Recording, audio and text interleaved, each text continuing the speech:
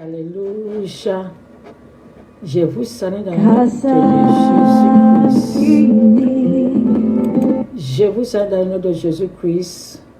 Aujourd'hui encore, oui, que nous sommes toujours vivants. C'est ce qui vous parle tous les jours. C'est grâce à le Seigneur que nous sommes toujours vivants. Aujourd'hui encore, il a fait les bonnes choses pour nous. Aujourd'hui encore, que nous sommes levés matin, on a vu que le Seigneur nous a bien protégés. On a eu le chemin, qu'on n'a pas de problème. Je vous salue. Je me suis bien. C'est que vous êtes bien. Mais tu as bien vu, nous avons dit ce qui se dit. C'est ne des nous avons dit ce qui se n'a pas de c'est un com. Ama bojani chachiramano edi efusan ewo yemu. Yati asa ye na dom. Ni pentin yati ase. Non mo bonti yati ase. Ça par rapport à lui, sa grâce à lui, tout son puissant, sa grâce à lui il est tout puissant pour nous. Il nous a tellement aimés, il nous a protégés, gardés. On n'a qu'à prier aujourd'hui, commencer. Aujourd'hui encore, on va venir donner un autre, on va venir donner parole à notre, on va venir donner à nos cœurs. On va venir causer ensemble pour se rappeler que le Jésus-Christ, son temps est presque arrivé. Partout que tu es, on va prier. Tu vas t'abaisser, tu vas prendre ta Bible avec ton Père, et puis on va prier. Il faut baisser ta tête si vous priez. Vous demandez pardon dans le nom de Jésus-Christ. Et bien, si vous tracez, ni assez, Dieu m'a dit, si vous avez amen. Vous faites le Bible, vous faites le trust, vous faites le pain. Côté chambre bébé non concordien be quoi du bien non so y a des autres. On te remercie le Seigneur Jésus-Christ pour tout ce que tu fais pour donner à tes enfants. Aujourd'hui encore on te remercie. On sait que c'est toi seulement qui es notre sauveur, que tu nous as protégés, qu'on a vu la chemin aujourd'hui. On dit qu'on te remercie. Saint-Esprit, viens rester auprès de nous, puis tu vas nous montrer ce que tu devais nous donner aujourd'hui encore. On te remercie dans sa grâce à toi. Amen. Il y a d'avoir c'est encore qu'on Nebedi we shade you no open your door by Jesus Christ to dimit. Amen. And the Batman something na ni say. You know what Jesus Christ wo ba. The mayan on sankai. The mayan na dia wo ba. Ni na ni say bo hu sie. You know what Jesus Christ wo ba. An bo ben na waye.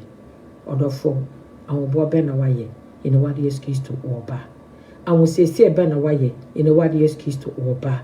An bo ben wo akwan mu a wototo nyamasu ina wade Yesu Kristo oba ene ya wo so wiye ene ya ka se wati na abayu anasa tutu bento na abopon se me mai na me ma ebodo wu anasa me sapakafo ebodo wu na wo mo kano me na me gina ha anasa me na ma besense mimi a wo ye sure se wo ka ho bi eno ya me ya adom da wo kondo ye no udiye eno so ya me adom o de bi foforo so bro nti e boye ho wo wieye mrem ye wa ho siesie mre so yele ye thérapeute que hier nuit là quand tu t'avais couché et puis si on avait dit que voici le Seigneur qui est arrivé parce que s'il vient la personne ne peut pas te dire je ne peux pas venir m'asseoir ici encore pour te rappeler que le Seigneur son temps presque arrivé non il n'est pas venu m'asseoir ici pour te rappeler si son temps arrivé là. Moi, je ne vais pas avoir le temps pour dire que je vais aller prendre la Bible pour venir m'asseoir ici. Pour te dire que le Seigneur, voici le Seigneur qui est arrivé. Non. Le trompette, ça va sortir. Il va souffler la lame. Partout va attendu que voici le Seigneur qui est arrivé. Voici le Seigneur qui est toi-même, tu attends ça dans ton rêve. Que voici lui-même qui vient. Ou bien tu vas voir ça sur tes yeux. Que voici le Seigneur. Ceux qui sont morts.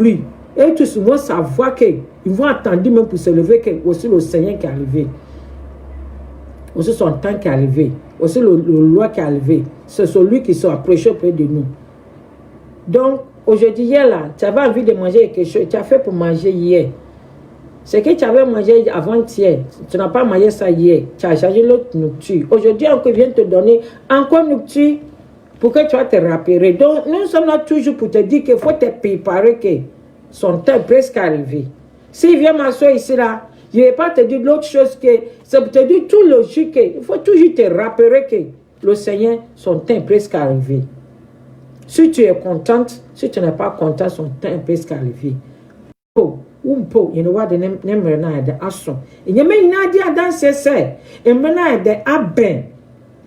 Yeme hina di adanse se emre no aben bibie no esi kwan se ne me de emaye bibie no esi kwan enyame hina di adanse no wade Yesu Kristo ne maye no aye de aben ntawo bo ben na maame wo ahosese ben na wo kado ben na waye se ne yaye no wade Yesu Kristo bigye wo point ro bakasa papa maye ready me dem wo sa me bon sa pada wo sa ahosese mbri ne wo mi ahobwo bi ne wo mi ntim ahobwo ben na wayo then na men kaba mo bani na ni say wo soma no ka chem so kaka kwana kaka cha wo mo say me mai na ben anu mo me nyasa fofo bia me ka cha wa say you know what na mai no aben ntutwa say me no mienu no yebo ye husie yidi ye ho nkomo yesese ye ma kwansa na asam no be de obetenten yen no wa chen dia ye de yonjo say na be wo se na ni monyam a ye betumi enye bibi ekwa ye mu na ye kwehia no kwan akwasa akola wona na maame na papa te 1 to 2 de agi share no wanye ne yie ni ntino wote so maame bo no wodwane wote so papa bo no wodwane fi say de share ne so wanye no wanye de wanyo si elle vient m'asseoir ici là ça peut te rappeler tout le jeu que l'océan sont presque arrivés des maladies qu'on voit de tout ce qu'on voit dans ce monde ce qui avant on voyait pas on n'attendait pas tout ce qu'on attend tout ce qu'on voit là sont presque arrivés donc toujours faut qu'on se cause dans son parent ce qu'on fait c'est rappeler dans son parent pour qu'on s'attendait qu'on va garder quelque chose dans nos cœurs on va garder son parent dans nos cœurs pour qu'on se rappelle que tout ce qu'on voyait, tout ce qu'on attendait là, c'est pour se rager, c'est pour se préparer pour attendre le Seigneur Jésus-Christ. C'est comme un enfant qui, il a la maison, sa mère lui a dit que je m'en vais au marché, il m'en veut quelque part. Faut faire nourriture, faut nettoyer dans la maison, je m'en pour venir. Il n'a pas pris fait, mais quand il a attendu que sa maman venait là, il a commencé à préparer ce qu'on lui a dit de le faire, il n'a pas pris fait. C'est ce qu'on va venir causer aujourd'hui. Aujourd'hui, on vient causer ensemble. On va venir causer ensemble. On va attendre ce que le Seigneur Jésus il peut faire pour nous donner. Donc, on va commencer à lire sur la Bible. Il va nous montrer ce qu'il devait nous montrer. Amen. Yakobo itire baako. Yahweh asɛm wɔ Yakobo James. Jean 1. On va causer dans ça. Amen. Yakobo meti baako. Yakobo Yankopon Ewurade Yesu Kristo akoa. Ɔse twerɛ kama abusua ko dumienu sɛ enigya nkam sɛ mohwɛ nsɔ asemini sɛ mohwɛ nsɔhwɛ awodo mu bebree a mumbu na enigya koraa. Na enigya mu na nsɔhwɛ na boasotɔ ho adwuma. Na mo ayɛ pɛ a anka ho hwee. Amen. Bible che bibi wa say so nsɔhwɛ awodo mu bebree a yimbu na enigya. Nsɔhwɛ ben ya wo Kristo mu de efa bibia easy. Maybe me no kese kra wodwuma say. Baby me no kese kra wo beto aduane adi kra ya de mo aka nsɔhwɛ no ho bi. Maybe me no kese kra wa wole mo achicha. So wo ye gedi no ye Kristiani. Enye nsɔhwɛ se wiase no betumi ato nsɔhwɛ mu. Amen. Wiase no betumi ato nsɔhwɛ mu nso wo de da so say ne nsɔhwɛ na wato mu no. Obeye ye. Na so wo Kristiani wo nsɔhwɛ na eba wo so no eni da so ben no obenye film. Eni da ho ben no obenye film. Enfa hye wa adwom se so obeye Kristiani a obi abetumi adɔ debi. Ito ebi enye Kristiafo no anase nya yesi yaje Yesu edi no anase nya ya pa ewo echi owiase na se ye ka Kristiani de wa pa no echi awo wiase wode na koma na ne kra no mu ade na ma Ewurade no wa fanya me se nyame ye na ade yina ono ne ye ka wasem Kristiani wo so bone Kristiani want na atwetwu sefo tena bia te se Psalm 1 waka no won china amumuyefo won echi na mu Kristiani a won dworo bone mani nua Kristiani won fo ne nyo asem nhye ne mu Kristiani a kunsu papa mu ni mu Kristiani bi a honye a ense ne mu no saa nimpa ne ye ka Kristiani wo so nyame ne wo do saa nimpa ne fa ne Kristiani anya de wo kwa asore anya de wo preachi anya de wo bompaye anya de quotations na wo beta ho no wo ni na agu ono de anka ho wo betumi aye bibia mo bia wo so wo Kristiani nanso na bia na wonka ho Kristiani de wo so nyame asem wo hu se no nwo wo boni mu a wodi ma no wo dwo no ho won fo boni hye ne mu na dede bia wo beta ya me trosama wo sua ne wonantum ne wodi so saa ne pena ye kisiani ono wo tonso ye ma wonum se de wodi na chi no wa fa ne easy nto ono so saa na be ye no ye ka kisiani bi o mo fi se ye ka se ye ka kisiani a obama bibia bi no wo be ni easy se eni ko so wonye problem te bi nti ye to so amen pa amen ye be senso aten ho no me due ne ye hu de James pese wo ka kire amen.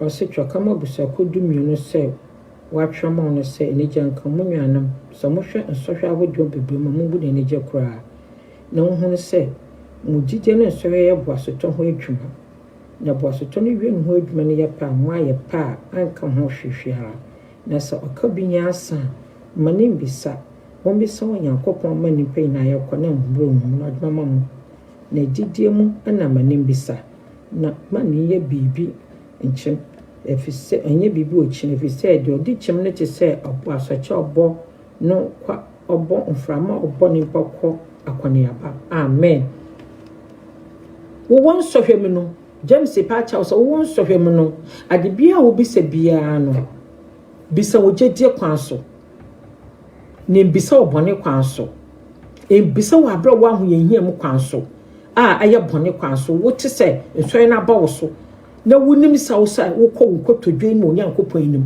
na wa wonim sɛ tibia so awutim no ayɛ bɔne asetena awutim no wa wonim sɛ wakoma na do mu no nya nyamete na wo so wo so wo so wo kɔ obi abɔmpa ya mo ɔno no nye adwuma nti na ɔse wo bisa wo jeti kwanso nya bɔne kwanso enya bɔne sɛ meti bebia aya twetwuso fotina bia medwo bonima benua bekakamu nyo to bonimu mia menim sa asola amekwei me wo bibi so against ya me mako eyihim me jedi ne sipi na mekwa na me se matonso hementi mekwa akobisa menu me ho awo me sowe bremu maso so makoma mu na matwem wafi mu boni bia me wo mu no ono na sa me so ne ba me so a awo se metase bi sa me ho se de aba me so ye de na ba me so de me comme il y a d'un appel so la Bible nous dit que faut pas demander quelque chose au moment que tu es dans péché, faut pas demander quelque chose au moment que ça n'est pas bien pour toi. Si tu as une souffrance ou bien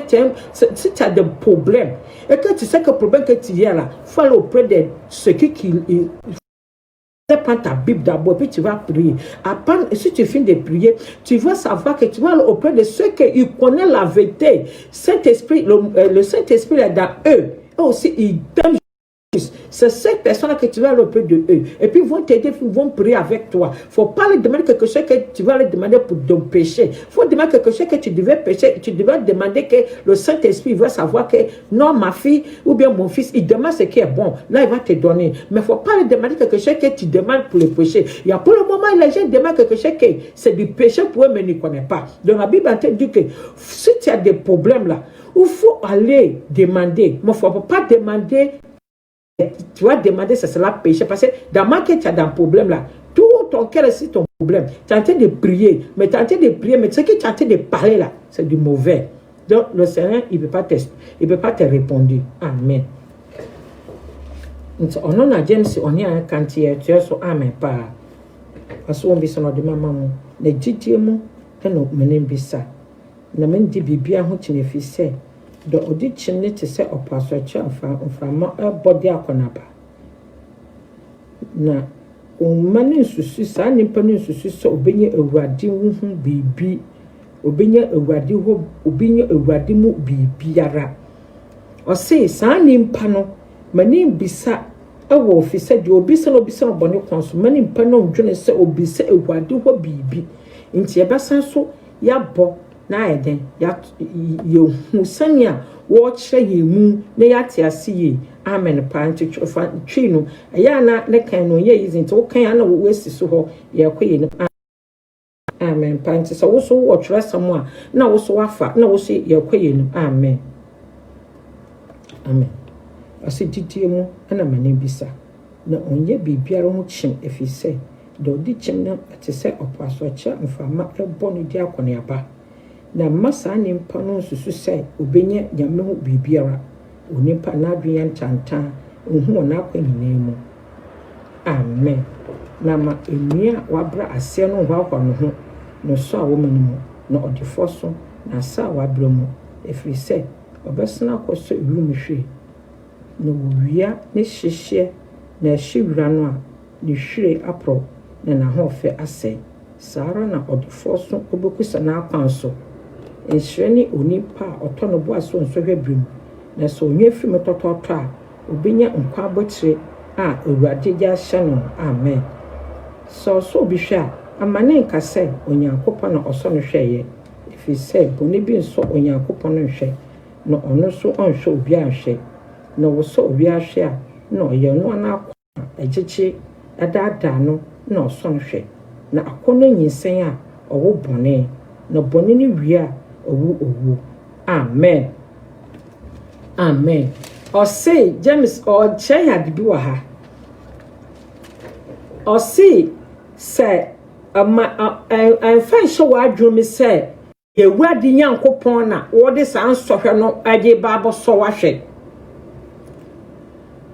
aye wakoma no wakono the bible ni che nyina no wakoma no wakono ana je wo ho bone amam wo kondo ye no nti so wo kan for na ono so yiwia ye bekọ ho no ne ya kan for no ne ya hwe nti ye betwa aha short kakra nti wunya mbra James 1 2 wo bekan wo ja akofo wo bu nsam e wo ho no wate ho nsam yi wakono na wunya ye no ye wu Europe ha nimi itwa bia sama na ba winter na ba ebu se enyine ni nyina asisi sekromi nyina na epro awomu a na asene efifiri ono kwa no meyen problem for what virus we yemu ye hwinti ni yeti na ade na ye ya nti saa so na James wo kire yen nti awomu a na asansa afefe nti kakra metumi aka afa James na asama wo kan yen se jedi bia wo na wo bisa ne bisa wo tin ne kwan so embisa emfi bone kwan so amen na wo bisa bone kwan so no ote se dibonye ni a mfama anase ohu ebo adibia obisa biara ye ete se wo bom mpaye na mpaye wo bo no enkwa kire efise wankasa munjine ye nto mpaye wo benya so enkwa kire na ehun so ye de mfama so ebokọ efise mpaye bo no anya bibio ndu ye mienim wontene wonya mienim nti mpaye na wo bo no so enduru amen ana wo kire se na ope ni sana sama ane winter wono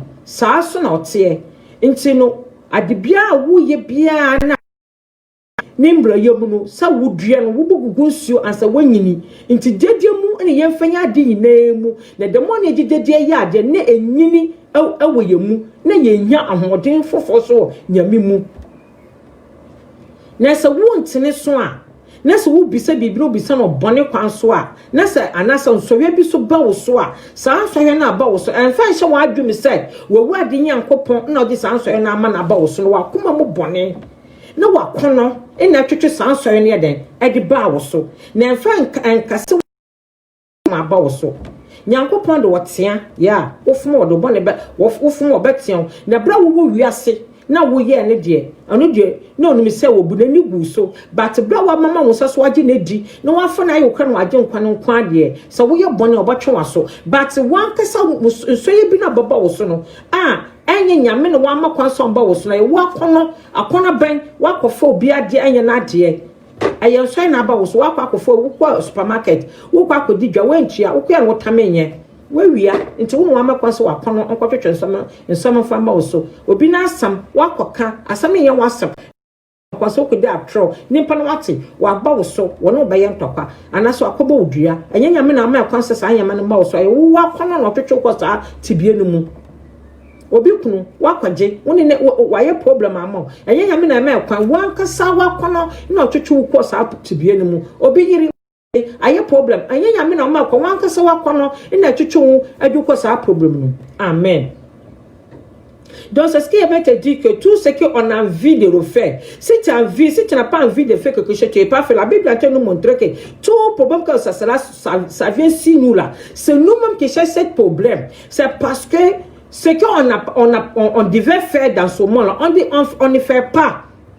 Ce qu'on devait faire dans ce monde, on ne fait pas. Mais ce qu'on voit dans ce monde, que tout le monde a ça, nous aussi, on a besoin de ça. Donc, ils nous disent que pour que tu vas avoir là, ça toi-même, tu as envie d'aller chercher. Ça toi-même, tu as envie d'aller chercher. Par exemple, tu allais au travail. Il y a des... quand tu allais là, tu n'allais pas quelque chose qui n'a pas pour toi. On t'attrape, on t'amène à la police. C'est ça qui a accepté que ce problème, ça va t'arriver ou bien quoi. Ça, toi, mais tu avais envie de le faire, puis tu as le fait, puis tu as eu ce problème. Tu allais au marché, tu sais que tu n'as pas d'argent, tu ne devais pas aller au marché. Tu allais prendre quelque chose de quelqu'un, on t'attrape, on a le Seigneur qui t'a dit qu'il faut le faire ça. C'est toi, mais tu avais envie de le faire, puis tu allais le faire. Donc, ce problème, si ça t'arrive, il ne faut pas dire que c'est le Seigneur qui a accepté que ça va t'arriver. C'est à cause de ça qu'il dit que tout ce qu'on fait dans ce monde, on n'a qu'à ouvrir nos yeux pour faire ça. Et puis, on n'a qu'à eu peur de le Seigneur, même que tout ce qu'on demande. On n'a qu'à demander pour sérieux. C'est pas ça qu'on va demander dans le péché. Tu demandes dans le péché, là, tu vas tout faire pour le péché. Tu ne veux même pas te retourner auprès de ce que tu devais faire encore. Amen. Donc, on va recommencer. Tu de Bibia et bien non. Ou chien sait, à manière n'y sait. Yadi a qu'on a bien Bibia, a bien bonnet tien. Et nous, James Walker, amen. Nti etua so pa amen. Me nuanu mado mo mamu dada mo na akyede panyina ne akyede enye panyina fi soro efi hia je na ba yenkan ono na nsakyerɛ ne na adane sunsun enenimu onam ono ara no so na wode nnoko sam sɛ yenye na abodie mu adekan pii me nuanu adofo munim ye meni panyina yen tamintie na yenya akasa amen.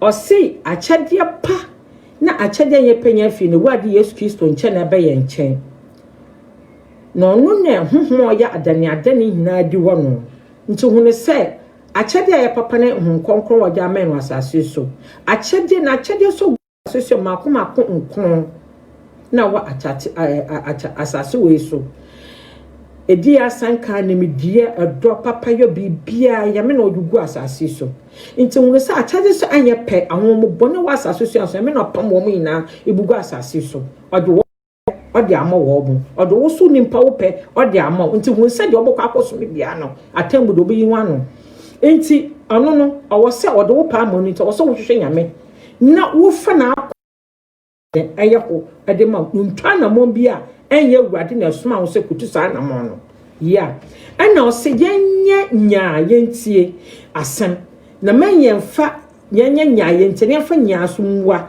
ebu o ma asem ne si a otutupe wo pententem ebua o se fa nya tie ti asem na nya mra ne abote na wankasa mo ko wurade anim na bom paye nya mema mo nyimidie so ama wo di akasa ebu ma asem ne si ya wogina wanu mo wogina onjina watena ntena na wakaka gum gidigidi wo wakaka gum ba wie no so bia na enye sa na asem na ede na wakaka bofu no ba wie no na no kwana abeda no we no nti bible si yema yeni no ho yensa abo ni abo owo na owo no mu admi na na abo wo nani ye de onani ye nani da wo se nani ono no ye ni tifo nti yema yeni no wo nti wo sa bibia botu bia no botre fakwa hu na si la Bible Antonio paraît que tout ce qu'on voit dans ce monde-là, ce que tu vas attendre, ce que tu vas avoir, tout ce que tu vois, c'est le Seigneur qui a créé tout.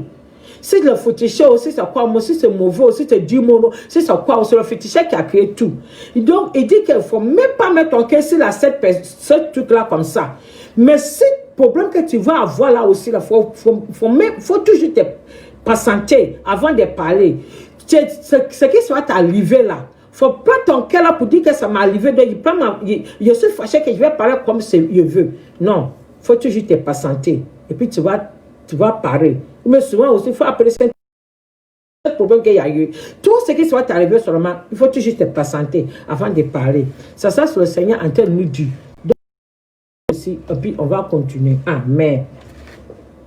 asanfa bufo efise nimpa bufo enye nimpa hu ade nti ifi ne boni musu na totwe na wonfa odwo nya asam no atenhu botum agimokra na munye asam ne yefo na munye ne tiefo amen na so obi ya atsem ne tiefo na onye yofo a otise onimpa ohwe nenim ne suban wa na ohwe ne ho na nta isukra okra na de okoto se ahindie mbra di mu no na otene mu no tiefo wififo no nimum oye adwuma ne yefo amen amen amen amen so obi so ya mesumi no antuna no mu da ano so ayebone ma no hallelujah ya me nhyamu pa ye fe asam wo James 1 na ye kan kwana se ya kan ya kodu 20 ye go so aye pemoko enti etwese de bia no ye hwe ye ho ahwehwem ne yi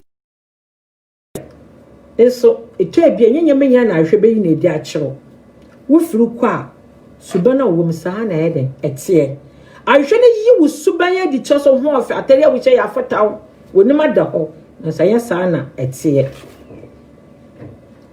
wano ne kro no so to anu mu dareka ma Kristo suno tu mu no wa bonten mani penya ho so wo ye Kristiani medado mu no onsho mani penya ho so bi awumu anya watade obehye ne wu anya udu kwa bekata uti so anya mepocha hobrase kan ma bi ena nipa di mu so awu my sister ebe ayi wo Kristiani na mom de be fu mu na ebaba no nye ye wo nipa bu ma wo ye humble one pack sane penisho no wo ye poison wono be sere akasa adafedefo ba ena boni awodi na nyiye bi a wo ye kono we pro sane mpa woni baba wo so bebi sane e bekasa sane aye omoma atowo so anu na bible no ka ho asam je kire yen careful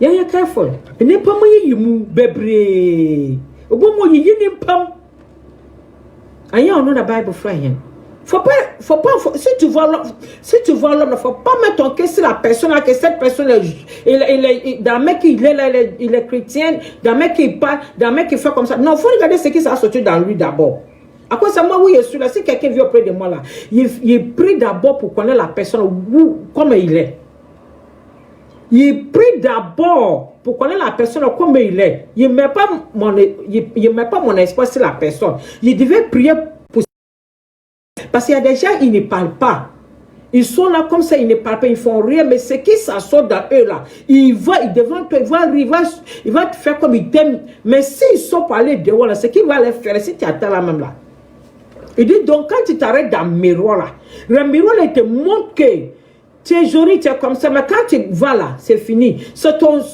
comportement là que le miroir là en train de te montrer. Ce qui c'est dans toi là, ça c'est le miroir. Qu'il faut te regarder comme tu es. Inti wuko jina jishom na wo shaw ho, wusu na wo ben na wotono. Ana na hwehwe yi na di a kiro so shaw so na wo ben. Amen. Oba sakra wadwe. Enfe wi ent na wo na wo fom ko wo a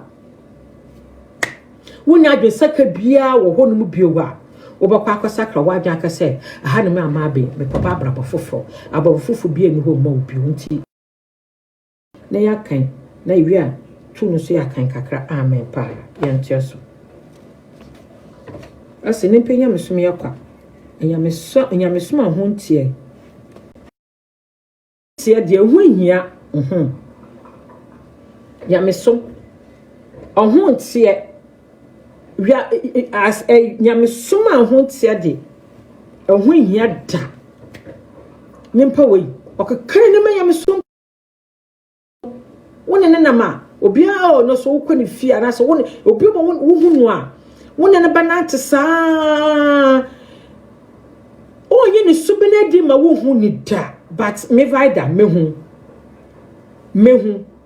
me wa pesa me hu wo nipa be me hu dia wote wo be bibia bi so na minimu dada me so me ma hu se minimu me jate na me hwe dia wo ye enti yenyi James pese yi isubi ififi yemu wo pese yi isubi emu enti no pare kona kan ne se kiki na pa bonda no c'est chrétien tu devais pas garder toi c'est chrétien tu devais te retirer dans ce qui n'a pas bon donc faut pas te dire que tu es chrétien puis tu vas te mettre dans tout enti James pese o ka che se wo ye christian yi isubi fifi ambo bra nyame no kwaso wo genanti nyame no kwaso ma ne batawo ona James pese yi fi akwem amen pa amen ti ya twese abetu no so ya kan wa ne me esi baby nti behwe tu no so de obaka cha nti nyame nyame asam no kokohe nyame nyame asam ne sese nyame nyame asam ma me papa so wo so wo pase wo sum yankopan wo pase wo di Yehovah de Yesu nechi so wo pase wo ade ba no kan wo kan ne ma wa nyame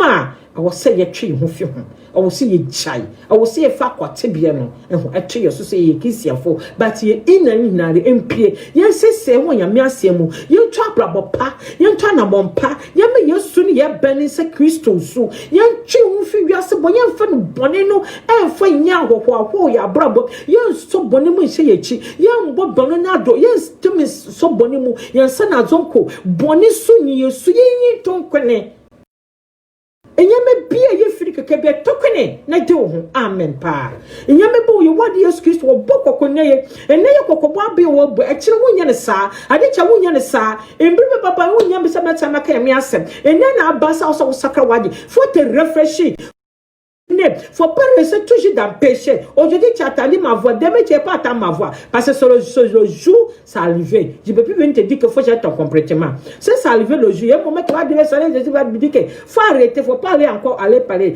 Parce que le temps est presque arrivé. Donc, on a qu'à savoir que tout ce qu'on fait là, on va changer notre problème. Amen.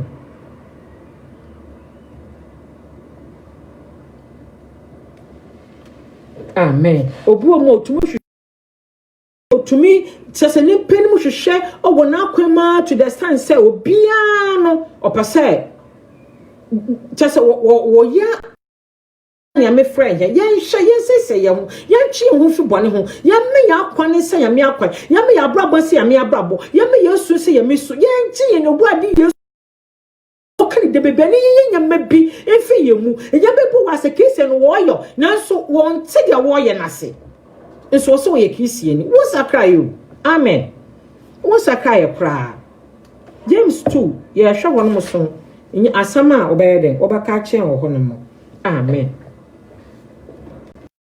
mo ni pen mo hwe eni ye wade Yesu Kristo eniminyam wu adidie no eni afa James 2 verse 1 na so ni Porsche campati ane atade afefe na so be ohie dem na so hie ne nso ade atade tantan ba ho na mo hwe de hye atade afefe no na mo ka se sina de aye ha na mo ka che hie ne so se gina no wo de gina no ho na se tami ase a ano no enye mpa ye na mo papa mumu na mo ye adwombone atemufo menua no adofo muntie onyankopon ni wi na se ni ewiafo se wonye gidie mu ahopafo ni ahenni mu ade ahye ho a odono no adidifo na mode mobu enyieni ne nimitia na nya defo no na ohwomoso na hona watwe no kɔ asemdie enye hwanara na oka dimpa wode frɛ no nsambone enti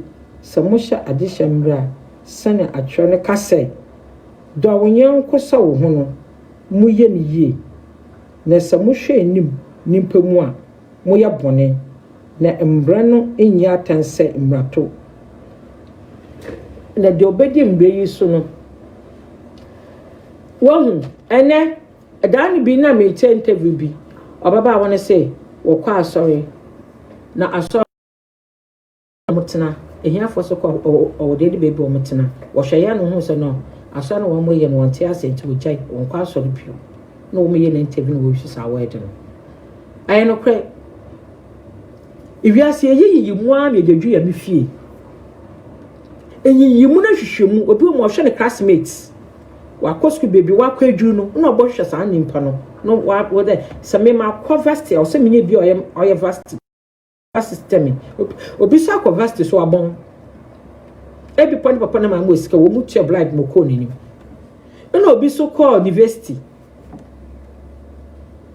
enso onimade chen no obi so anko enso baby emedine kwaduru no adam na ho brase ne no dwo nti ya me pagya no eni wiase wo ya yewe wiase wo yimu no ya ye yimu ya James ike oboa James 4 James 2 verse 1 ye woka oboa wiase yimu no doso ye yimu aida kwa ya me fie nde ya me fie eni yiyu nimpem eskafo baby wo mete enyafe so baby wo mete no wo bon yakokose me kacho sikani bi se wo de trade ya ha na se wo kacho hia ni bi so no hwehwe atade tantan se wo so chamna na ase ana se tena ha munwan asonye yi mu no mu yi wo wi na ase wo yi mu ye wade yakopɔ so be wa me yi mu odo bia wo bo wo bia so wo ye malam ni so wo ye mosem ni so wo ye obo wo bia adenti ana ye nimpa ye ba asase so yi nimpam adenti ye yi nimpam so wo te sa ma me se sa wadwene papa so wo eyi nimpem ense nimpem nimpa bia ye nimpa so waka okasa so wonka okasa oyi nimpa eyi nimpem nimpa bia ye nimpa awu bia wo pampo no kofo mi ni bi ye bibia enem so wo ye tuntumfo nti wontumi aposho wo mo ne wo afa yi antwe wontumi aten wo me de wo sisi no de ne konsisi na esi wo yi nimpem wo de akwa na so wo ka na wo mo ntia nyame nim so wo kroye aso de medwuro be bia edwuro yiyimu ya deja si vous son ami qui ne parle c'est pas un français et puis si c'est un gars même avant qu'on t'a Côte d'Ivoire c'était comme ça les français se font ça s'il a vu un homme qui est ghanéen il dit c'est un ghanéen là il va lui parler de n'importe quoi la Bible dit il te dit que faut pas retirer l'homme faut pas dire que lui là c'est un ghanéen lui là c'est un moche lui là c'est comme ça donc moi il veut que toujours il va aller auprès de celui qui voit non. La Bible dit qu'il ne faut pas faire comme ça. Il ne faut pas retirer de l'homme. Il faut toujours apprécier celui qui est le même chose comme toi. C'est Dieu qui a créé tous les mondes. Donc il a créé tout le monde pour que tous les mondes aussi vont venir auprès de lui. Donc si tu dis que tu es chrétien, il faut aimer tous les mondes. Ben, je dis, si tu rentres dans, quand tu rentres dans à l'église là, les pasteurs là, ils cherchent ceux qui ont de l'argent là. On les a déposés là. Et puis ceux qui n'ont pas d'argent aussi, ils ont qu'ils ont ils travaillent bon, ils ont non, il faut pas faire comme ça, il faut toujours mélanger tous. Donc logique que ceux qui ne sont pas venus là, ceux qui n'ont pas d'argent là aussi tu ne vas pas parler à faire, je ne vais pas donner la parole de Dieu. Logique que ceux qui n'ont pas d'argent n'ont pas venu là, ceux qui n'ont rien là, s'ils viennent à l'église là-bas là, tu ne vas pas donner la parole de Dieu. Tu as dit qu'aujourd'hui ceux qui ont l'argent n'ont pas venu, donc ceux qui n'ont rien ne donnent pas la parole de Dieu. C'est-à-dire que toi ton parole de Dieu que tu as dans l'église que tu donnes là, tu vends. Tu cherches à connaître ceux qui ont l'argent avant que tu ailles leur donner parole de Dieu. Ceux qui n'ont pas d'argent, tu ne veux pas leur donner parole. Tu ne veux pas que on va partager ensemble, on va prier ensemble, on va faire quelque chose ensemble.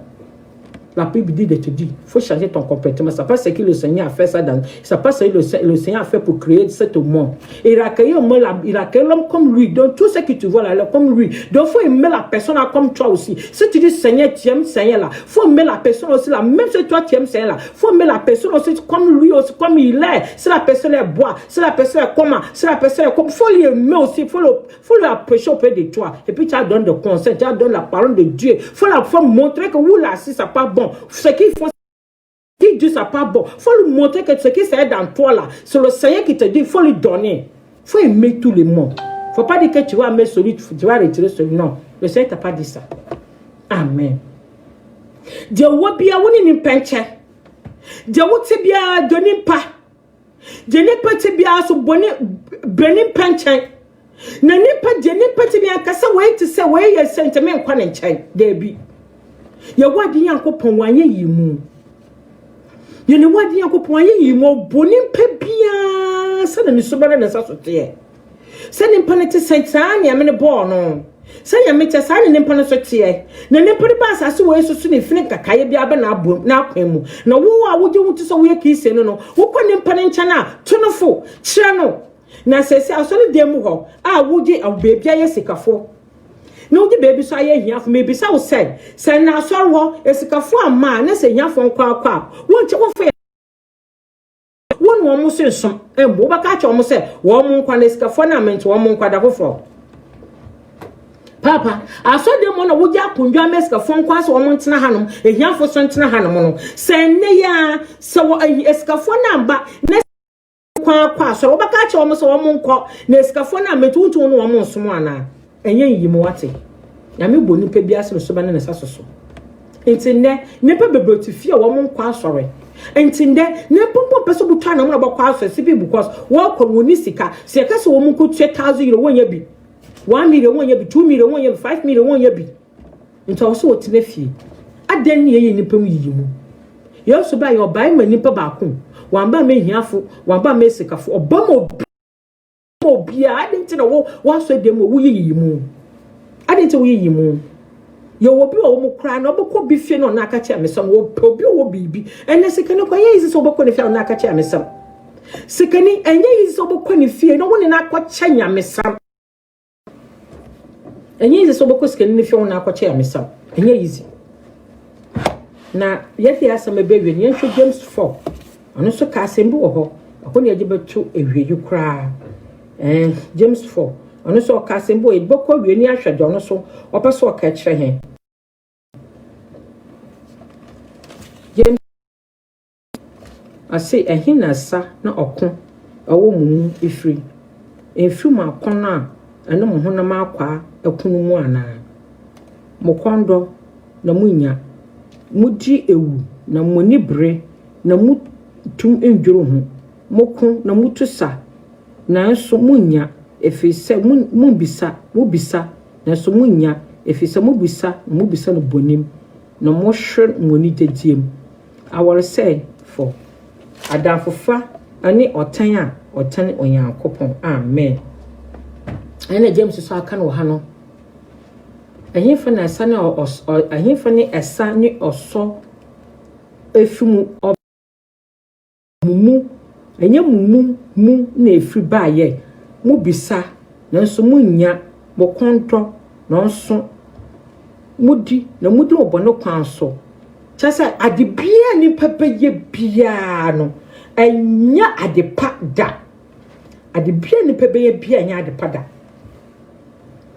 bonin adibia bibisa wo bone kwanso mu kwando so de mo so mudi no fo ni nyina ne se nipa wanya no wo bewisu no na wa chana wa be chana na chasa wotumu hye nipa be wo hu de wo ka kire no nipa me yimu yesena twes of okon mu aso bio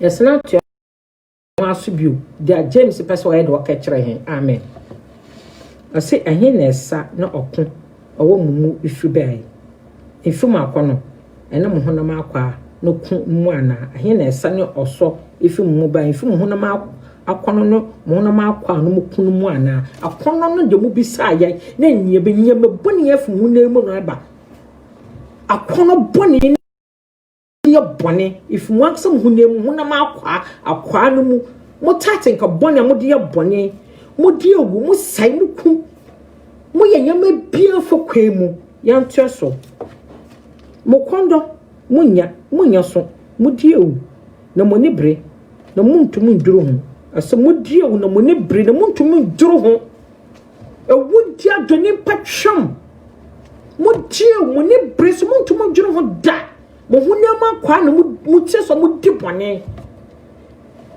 ayefa no boni fiba aye mo hunama kwa no James se ka cha ayefa no boni ni fiba aye mo hunama kwa ya mo no mu na mo di bone mo bisa no bono kwa nso mo die wo ho amen ne fait pas quelque chose qui va pas faire le Seigneur dit que non arrêtez ne fait pas ça tout ce qu'on demande on demande pour les péchés donc tout ce qu'on voit si l'homme là n'a pas boulot comme ça non faut pas faire ça faut pas aimer quelque chose qui ça sera du péché à toi faut toujours demander pardon à Seigneur Jésus-Christ si tu es comme ça faut arrêter le Seigneur t'a pas dit qu'il faut venir faire ça amen amen ya tu as so aso mutu sa na so munya If some bisa. Motusa. Na so munya mo bisa so munya fi se mo bisa no bone kwan so ade bia ni pe bisa bia bisa no bone kwan so mo dewia nyama our serve nyama mo dewia nyama to the stand say bia ni pe bo bia wo don't ni nya na wo ben no so woni bia wo ma ne ben no asora wo kati nyina se me pesika asoro ba mi wo kwa nyina se me pekunu asoro wo kwa nyina se me peba ti sa asoro me chicha me pesa me to kwante me kwa asoro no bisa boni kwa so wan kwa so for wan kasa won kwaje mpo won kwa na ti omunupo wan kwa asoro amane so benya kwaje ama no wan kwa so wo kra benya kwa na mo wo kwa wo wifu wo kra no kra ti wo kwa so bisa nyama bia twosam na kan ho se mo hwehwe we na ne kan ye de akenya baka no wo fiti ya wo hwehwe we ya déjà que moi je m'en vais à l'église aller prier je vais aller chercher femme là-bas il y a un jeune homme qui m'a passé s'il veut dans votre église il va avoir mari il va avoir femme. C'est à cause des femmes là que tu t'en vas à l'église, mes frères. C'est à cause de l'argent aussi, c'est à cause de mari que tu t'en vas à l'église, ma soeur. C'est à cause de enfants là que tu as oublié que où tu vas mettre ton lame là, ou ton esprit là, où tu as oublié où tu vas le déposer. Tu sais que un jour, tu as oublié que dans ce monde là, un jour tu vois quelque part que tu ne veux plus venir encore, tu as oublié ça. Il faut gérer ton comportement. Tout le jour, il vient m'assurer, il vient ici là. Ce que le parole de Seigneur me dit là, c'est ce qu'il veut vous parler. Si tu attends, ça sera bien. Attendez aussi, moi je n'ai rien fait à toi. Parce que le Seigneur, il a témoigné que tout ce qu'il me dit là, il vient te dire. Bon, nous pensons Mobisa. Bon, nous pensons Mobisa. Et tu as bien moyen de tuer un feu bonnet. Et tu as bien moyen de nuire. Et tu as bien moyen de mener summoning de un coup croyant un church. N'ayant tué un homme kakra. Amen. Yan tua no kakra yan tua so kakra na kaka metama so na na de menche mkola ni nti amen ubisa no boni so mo bisa ne boni no mbo sa mo bohwe mo ni jem ana so mo nim so mo wiasa danfo ya tana obielo peso ye wiasa danfo ya se ana se mususu se atwe no kasa kwa atwe no kasa kwa da atwen be ka bia ye no kre atwen nkasa kwa da benu ho no ho de twasam be tweboto bia oje two ma mene wo nto benu ho no ho tenten ho fu bone ho fi wa kwa ho isu bi na wutim na ni ye bi na wutim no abobo bone bi wutim abobo tantan bi wutim no fi ho akono bia baba wo mu bia wiasa akono se me beyeye se me sidan se me toka se me so bebe hu no bu fi hu wate fi hu na na to tini mu na bo abra papa me ya mi so ntumo control life me ya mi hu so wo suo no me ya mi hu so wo tene me ya hu so me baby bi obenya bi so se me de ma no pay the woni be chenye de wakono be chenye so kwonhwe me ya me hu se me bei wo dome wo tie masem wona to mas wo di masaje so embe ne ye adwuru asem ye kanyina ne embe ne adwuru embe ne adwuru so wo se ma no sakra wadwen embe ne adwuru so se papa wo sakra wadwen embe ne adwuru so se bra wo sakra wadwen le temps presque arrivé faut toujours changer ton comportement faut te retourner dans ce monde faut toujours prier pour donner celui qui n'en a pas. Faut toujours prier pour demander au Seigneur que comment je vais faire. Faut donner ta chemin au Seigneur Jésus-Christ. Faut toujours accepter Jésus-Christ va venir auprès de toi. Faut donner tout ta chemin à Jésus-Christ et puis il va t'aider. Faut voir moi penser à mieni. Nanto nyami suro mo domu ahobrase mo bromu mo de oni bi mo bo. De wa yira no demano de oni bi demano. Ma wa kona si wiase ye medi obise bise nyame be fo so ne ho. Etwa bi ho kwanka sampoto wa bro aboma sam tokone. Ne dimo de wo bredi me de onankasa wo sun woni ni sun bom ne dimano